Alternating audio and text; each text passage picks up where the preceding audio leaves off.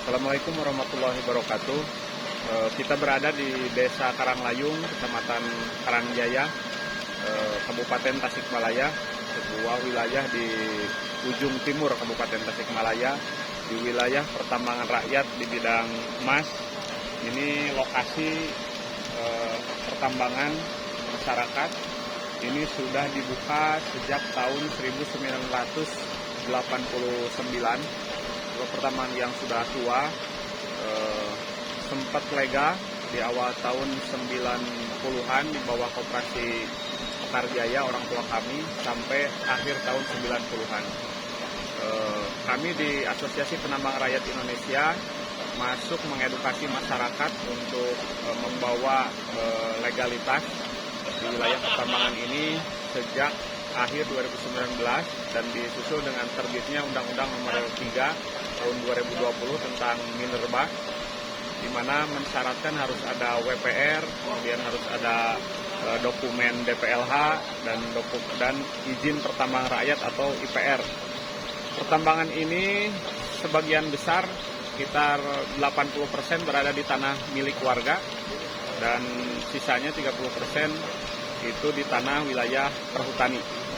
Adapun yang telah kami tempuh, hari ini kami telah mendapatkan penetapan wilayah pertambangan rakyat dari Kementerian SDM pada tahun 2022 dan sudah mendapat juga dokumen pengelolaan WPR dan dokumen KLHS yang dikerjakan oleh Kementerian KLHK. Adapun kami sekarang sedang menempuh dokumen DPLH untuk kemudian mendaftarkan izin pertambangan rakyat. Nah, yang khusus di wilayah perhutani, kami sedang menempuh PPKH atau Persetujuan Penggunaan Kawasan Hutan dan saat ini sudah mengantongi pertek dari Direktur Perhutani dan surat analisis potensi hutan dari BPKH Jogja yang merupakan kepanjangan dari Balai di KLHK. Dan setelah IPR ini terbit, segera kami mendapatkan PPKH dari Gubernur Jawa Barat berdasarkan Perpres nomor 55 tahun 2022.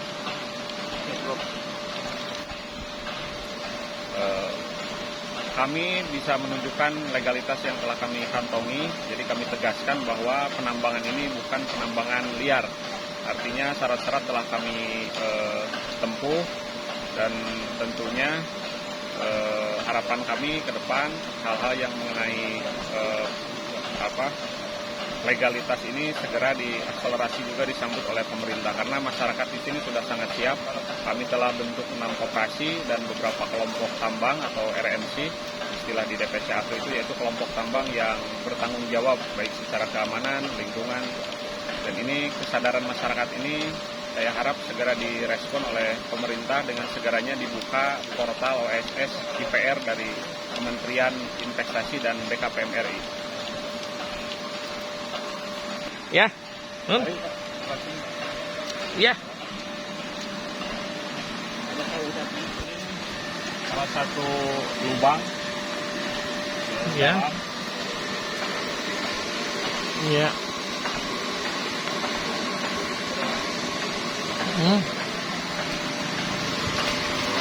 Ini material yang diambil dari alam. Material seperti ini. Nanti setelah keluar material dari dalam, biasanya pakai rolling seperti itu, pakai roda. Oh, ini materialnya ya? Ya, itu keluar pakai roda dari dalam. Ini materialnya, kemudian dicuci nanti di sana. Dicuci ya, diproses ya. Kemudian ditumbuk di sini, digiling. Tempat gilingannya Ditumbuk. Ini. kemudian diolah dengan gelundung sebelah sana. Oh, itu diolah ya. Pakai gelundung. Baru itu dipijit jadi emas basah. Setelah itu nanti masuk ke pembakaran jadilah bilion. Bilion itu masih tercampur dengan logam yang lain. Habis bilion satu kali lagi setelah cuci itu jadilah emas murni. Olahannya kurang lebih seperti itu di sini. Emas putih ya? Emas murni. Emas murni. Dicuci emas murni. Kalau dari proses ini ke pembakaran itu istilahnya bilion, tapi emas masih tercampur perak gitu. Jadi emas dengan kadar 70%, 80% gitu.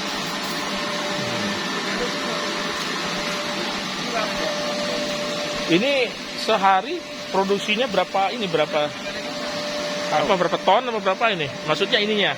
Sehari bisa 40-50 karung dari dalam. Oh, 40-50 karung. Masuk jam 9 pagi, biasanya keluar jam 2 siang.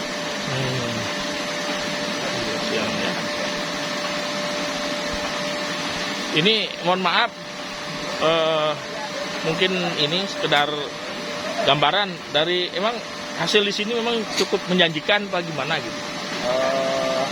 Di sini memang tidak meledak seperti di pulau-pulau di luar Jawa ya.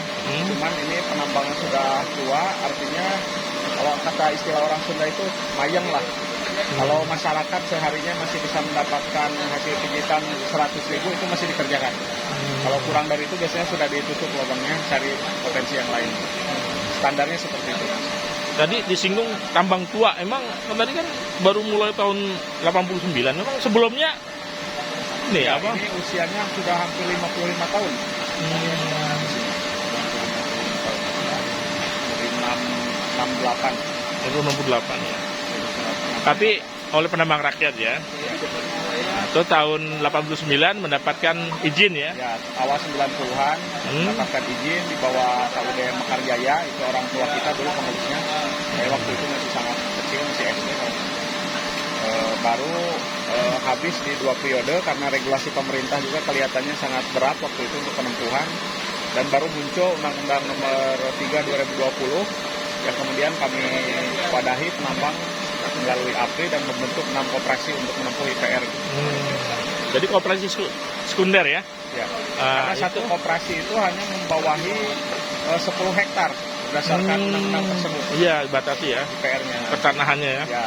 Kalau WPR totalnya 380 hektar, kalau koperasi itu hanya membatasi di 10 hektar. Karena definisi pertambangan rakyat itu salah satunya adalah pertambangan dengan kawasan terbatas. Definisi bahasa undang-undangnya seperti itu. Iya, untuk menjaga lingkungan ya. Nah, gitu.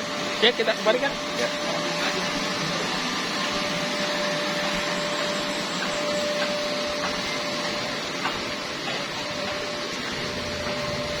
Ini alur apa nih, rel begini nih? Nah, ini untuk troli dari dalam yang tadi roda Pak, untuk keluar material, jadi didorong nggak dipikul gitu. Didorong lewat roda. Ini relnya. Oh, ini ke atas soalnya ya. Nah, naik ya. lurus ke sana. Habis lurus nanti ada lubang ke bawah. Oh, gitu. Oh, bukan lebih naik tinggi. Kan itu gunung. Enggak, lurus ini. Oh, Nanti ke bawah dia justru. Sumuran istilah di sini, sumuran. Oh, sumuran. Terowongan, terus sumuran-sumuran gitu. Oh, kayak di Gaza gitu kali ya. Terus terowongan lagi, menyumur lagi gitu. Berapa dalam? Ini ada yang sampai 100 meter. Oh, 100 meter ya. 60-an lah rata-rata di 60 meter. Iya. Tadi disebut ada 6 koperasi ya? Ya. Akang salah satu ketua apa memang ketua dari ke-6 ini? Saya kebetulan di ketua asosiasi penambang rakyatnya. Oh, di APRI-nya. Kebetulan juga ketua di salah satu koperasi dagangnya. Nanti cikal bakal ketika ini sudah terbit IPR, penjualan ke Antam itu melalui koperasi dagang. Oh, langsung ke Antam? Iya, langsung ke Antam melalui koperasi dagang yang kita.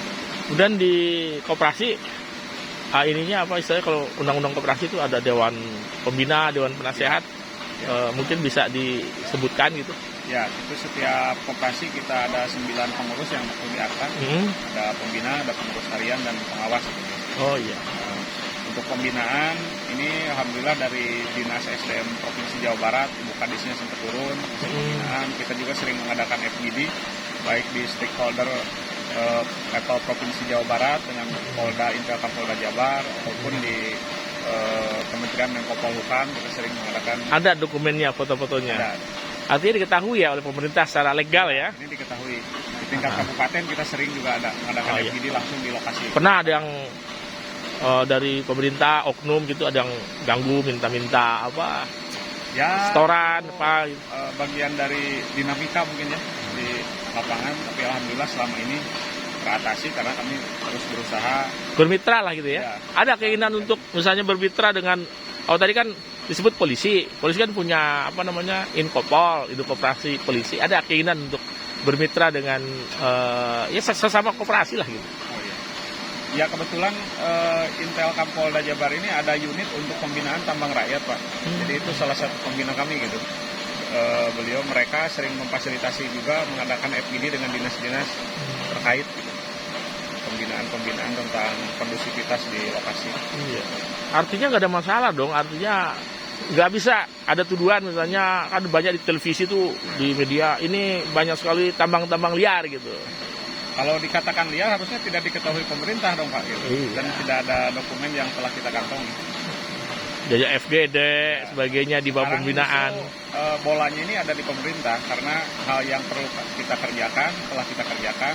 Kita tinggal menunggu portal OSS dari Kementerian Investasi dan BKPM dibuka, kita daftar IPR, maka terbitlah IPR. Makanya kemarin dari Kementerian KLHK sudah sempat turun ke lapangan juga untuk meninjau lokasi, kita dapat paket bantuan pengolahan emas ramah lingkungan di tahun depan.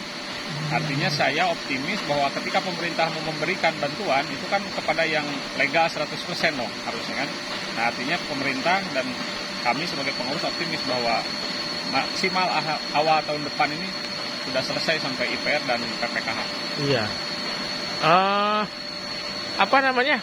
Abang kita ini, bos kita nih, Bang siapa? Kang apa? Yus, Kang Ius.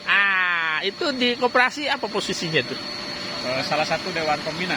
Dewan Pembina. Oh iya, Dewan Pembina. Ada ini. Nanti kan kita mau dokumennya kita syuting sebentar ya. Ada di masuk di akta notaris. di akta notarisnya ada. Wah, berarti aman semua ya? Ya, insya Allah. Iya. Terima kasih Bang Hendra Bima. Aha. Siap sama-sama Bang. Oke, hatur nuhun.